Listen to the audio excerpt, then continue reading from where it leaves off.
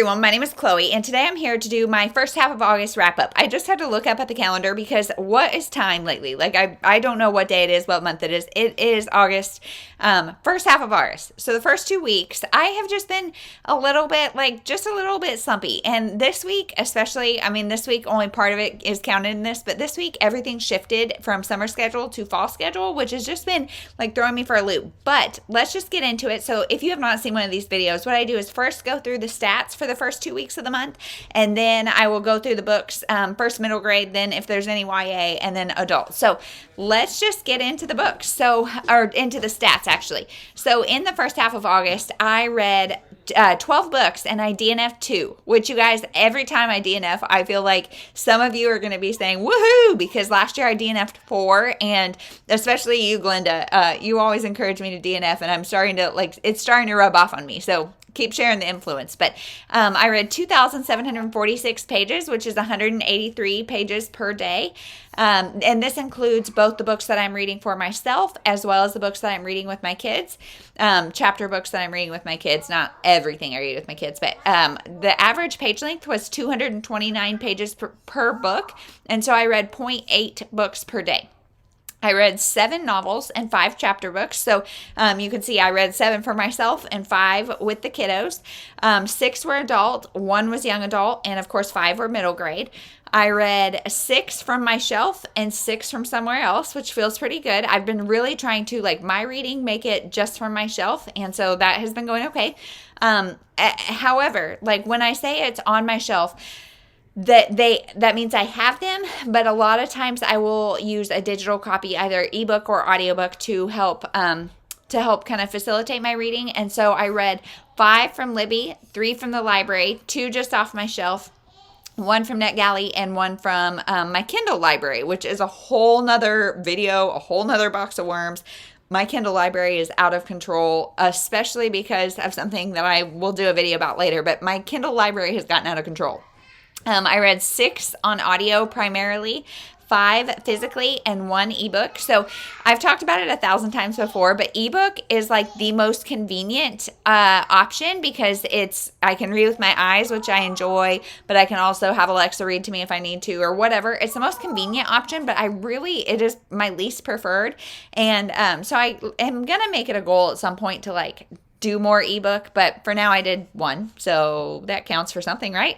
I read 1 new release and 11 backlist. And as far as genre goes, I read 4 mystery thrillers, 2 Christian fiction, 2 contemporary, 2 sci-fi fantasy, 1 romance, and 1 nonfiction. So then as far as the star ratings goes, I had 2 DNFs, like I said, 1 2.5 star, 4 3 stars, 5 3.5 stars, and only 2 4 stars. So my average rating was 3.33, which for me is pretty low. 3 star is I wouldn't really recommend it. So it's very average, but not necessarily something I would recommend. So the month has been just above that, which feels accurate. So let's get into the book. So I'm going to start with the middle grade. So the first one is Cam Jansen and the Greene School Mystery. So Cam Jansen is a classic mystery series, and this one is no different. My kids got this from somewhere. I can't remember, but they are trying, it's Earth Day or something, and they're trying to make their school green. And so for every jar or every can or something they bring in, they get a certain amount of money, and then somebody steals all the money and replaces it with bricks. And so Cam Jansen has to figure out who done it. And I like that series quite a bit. Next is Daisy Dreamer and the Not So Pretty Pixies. I think this is let me see if I can check, number 4 in the Daisy Dreamer series. And this one's not my favorite, but it is my kids' favorite, or it's one of their favorites. This is about a girl named Daisy Dreamer. She gets a journal from her grandmother, and it has prompts in it. And one of the prompts is to draw an imaginary friend. This all happens in the first book. So she draws this imaginary friend. He comes to life, and he takes her into the world of imaginary friends, basically.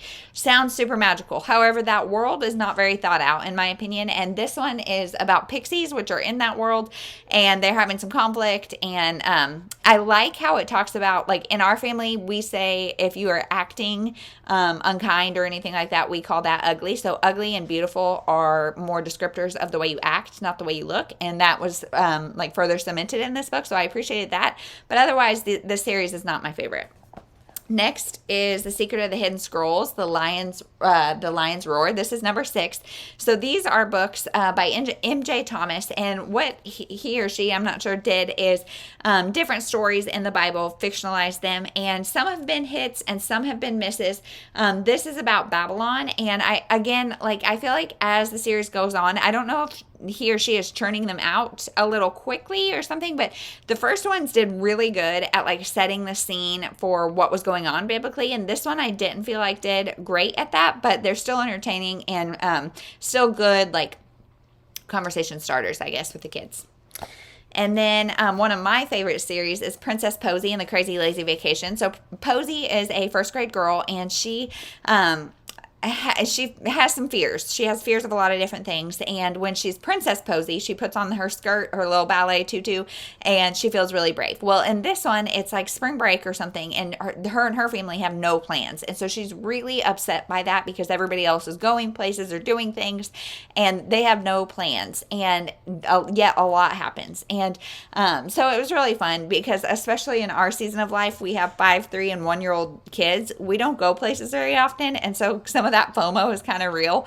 Like we don't go outside of our city very often. And so some of that FOMO I think was relatable. There's also, she's in first grade. And so that's really relatable for my daughter. And I just love this series. And then the last middle grade is Frozen, the junior novelization. So we are big Frozen fans in this house. We really only one of us, my 5-year-old, has the attention span for movies, and my husband. But my 3-year-old and I do not. And of course the baby does not. And so we have watched Frozen probably 30 times, and yet I could not tell you the story until we read this. And so I appreciate it for that. And my kids, they got every once in a while they get to pick a surprise, and every once a week we go to the library with friends, and there's a little Friends of the Library bookstore, and this was one of their choices for their surprise. And so I'm glad we picked it. I'm glad it's on the shelf, and it was a good time. Next is the one YA that we had. So this is Majesty by Katharine McGee. This is number 2 in the American Royal series. I'm a big fan of this series. The number 1 kind of left on a cliffhanger, and so this one picked right back up, and I really enjoyed it. And let me see, I gave it 4 stars. Next is our adult books, and we start off with a DNF. So Our Missing Hearts by Celeste. So this is a dystopian book, and I love dystopian books.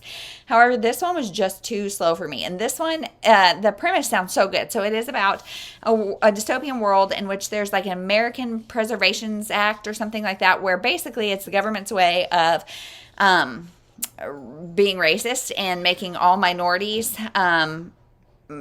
ostracized, and like Chinese American, I believe, immigrants and all of that are really heavily persecuted. And basically it's a somewhat PC way of saying like they're wanting to observe American traditions, but we're a melting pot. So what does that even mean? But anyway, this is about a little boy who his dad is a university librarian, and his mom is like on the movement against this American Preservations Act, American traditions, whatever. I don't know. The pace of this was just way too slow, and I was really struggling. And I read some reviews, and I don't think the writing style is just for me. I read one other Celeste and didn't love it, so I think maybe she's just not for me. Next is The Soulmate by Sally Hepworth. So this one is one that was super hyped, and I generally love Sally Hepworth. This was a 3.5 for me. So this is about a couple who moves to this place and there's like a cliff nearby where people frequently go to commit suicide. And the husband can always talk the people off the ledge, but this one time this woman comes, and not only is he not able to talk her off, he has his hands out like maybe he pushed her. And so the story is told from the wife's perspective as well as the woman who has died perspective. And this was fast-paced. Like the writing style is what I like. Sally Hepworth knows how to draw you in and keep you there and keep you turning pages. But however, I thought some of the twists were like relationship connections and things that I thought were somewhat obvious. And then also the character motivations were really hard to understand. In fact, sometimes I had to like reread passages to see if I missed something, because I'm like, wait, why would you assume that based on that? And there was a disconnect there for me. So I gave this 3.5 stars. Not my favorite, but it was still good. Next is Raising Good Humans, and this is a mindful guide.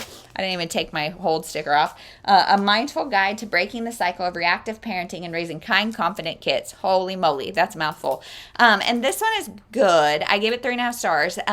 The whole mindfulness part is really a big part of this. So the first half of the book primarily focuses on you as the parent and what are your triggers, learning your triggers, all that kind of stuff, so you can be more mindful of yourself, and then make sure you're passing that along to your kids. So I feel like, as someone who is pretty introspective and has done a lot of like kind of work on myself, especially in regards to my parenting, I feel like this was nothing I hadn't heard before, but it was a good reminder of like the way we speak to our kids is how they will begin to speak to themselves, and the way we treat and model and all that kind of stuff is a good indicator of what things will be like later for them. So I like those reminders, but this was nothing exceptional for me. Next is Gone Tonight by Sarah Pekkanen, and this is one that I had from NetGalley, and genuinely, I remember very little, and I put in my review that it was very forgettable. And this is about a woman and her daughter who are supposedly really close, but we're kind of told they're really close, and yet the book is all about them distrusting each other. So the daughter, I can't remember her name, but she works in memory care and starts seeing signs of Alzheimer's in her mother, and yet both of these people are really morally gray, really untrustworthy. So is it genuine, or is it a manipulation thing? If it's a manipulation thing, why? All of that. And that's really all I want to say, so as not to give away anything. But this one was super forgettable, and like just I felt kind of detached, and it was just okay for me. So 3 stars on that. Next is another DNF, which is The Spies Wife by Reginald. So this is one that my good friend Glenda, her and I decided to buddy read this. And I had done this in a try chapter tag and not unhauled it. And then in the first couple chapters, I was like, why did I decide to keep this? I don't really know. So this is about a woman who gets, like, these cops come to her door or whatever and say that her husband is a spy. And I think this is during the Cold War, although there's a lot, like, they say they don't have kids, but then there's kids there. So we're like, whose kids are these? What's the timeline? What's going on? I know Glenda DNF this as well, because there's a lot of talk too about like her like sexuality, like especially as she was growing up. And I was like, where does this fit in? The only good thing about this really is that it's short chapters, but I was not interested at all, and I don't need to keep it. So DNF that. Next is Sunshine on Silver Lake by Annie Raines. And this one is another 3 stars for me. This is Sweetwater Springs #5. And this is, I think you can read these as standalones, because I haven't read any of the others and I didn't feel like I was missing out. I think they're probably companion books. But this is about a woman named Emma and a guy named Jack. Yeah, and he is a park ranger. They used to be a thing. She works at this diner, bar, or whatever, and they used to be a thing like in high school, but then something happened that tore them apart. Now he's kind of still pining for her, so he's coming in, and it's her birthday, so he's kind of trying to woo her and all of that, and the two kind of become friends again, especially because her mother died of breast cancer. And so she died of breast cancer when she was 30. Our main character is just turning 30. So there's a lot of emotions and things going on around that. And she finds this bucket list of her mother's. And one of the things is to plan a 5K and save somebody's life. And so she kind of makes that her mission in this book. So to plan a 5K, though, she needs the park ranger's help in order to have the 5K in the park. And so they start working together. His last name is Hershey, and so he leaves Hershey's Kisses everywhere for her, which, okay, is that cute or is that creepy? I'll let you be the judge. I don't know. I think it's a little cheesy. But I read this as a part of my Roll Your Next Read vlog, and so I will have, well, I think that vlog will be out first, so I will link that down below if it is. So you'll hear more of my thoughts on that, but this was 3 stars. And then last is Shades of Blue by Karen Kingsbury. I have the book. I have no idea where it is. I can't find it, and we are about to go to the neighborhood pool. Like, we just got home from church, and then we're like massively changing and then going. So I don't have time to find the book, but I will insert a picture. Shades of Blue. This is another one. Well, no, I'm sorry. That other one was for my July book or August book haul revisit. You guys, what? My brain. But so I'll link that vlog down below. Shades of Blue I did read for the Roll Your Next Read, so that will be down below. But this is about a man who's about to get married, and he feels like called to go right his wrongs from his high school sweetheart. And we don't know until later in the book what happened, but something like tragic happened to them, and that split them up. And so he goes back and kind of makes amends, and I thought it was a good story. It was really fast-paced. Like, I was really interested the whole time. However, some of the things I was like, this feels weird. Like, it feels weird to the future wife as well as the woman before. Like, he has no idea. Like, he left when she was fully in love with him. So what will it be like for her, him coming back 10 years later to revisit this traumatic event? Like, I feel like it could have been handled differently, but it's a Christian fiction, and I thought it was well done, and I gave it 3.5 stars. So that is everything that I read in the first half of August. What did you read? What have you read any of these? What were your favorites? Are there any that you're interested in? How's your August going, really? How's back to school going, if that's a thing for you? We started school this last week, so just let me know all the things. We'll see you in the next one. Thanks so much for watching.